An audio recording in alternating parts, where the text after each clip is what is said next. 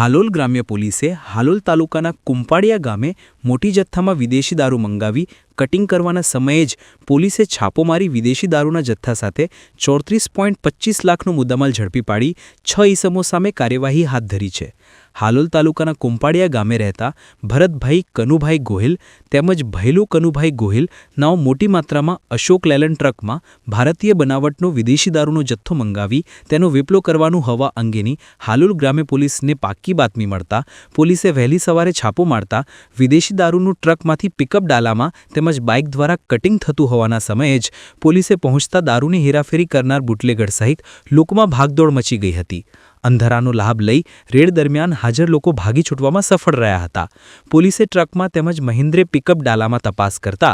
ભારતીય બનાવટનો વિદેશી દારૂ તેમજ બિયર ટીનની પેટીઓ મળી કુલ ₹14 લાખનો જથ્થો મળી આવતા પોલીસે વિદેશી દારૂનો જથ્થો 15 લાખની ટ્રક 5 લાખનું મહિન્દ્રા પિકઅપ ડાલું 25,000ની બાઇક મળી કુલ 34.25 લાખનો મુદ્દામાલ કબજે કરી ભરત કનુભાઈ ગોહિલ, ભૈલુ કનુભાઈ ગોહિલ, અશોક લેલેન્ડ, મહિન્દ્રા પિકઅપ ડાલુ અને બાઇક ચાલક તેમજ માલ ભરીને મોકલનાર સામે પ્રોહિબિશનનો ગુનો નોંધી તપાસ હાથ ધરી છે. Halol bureau chief jasmine Shah, Halol.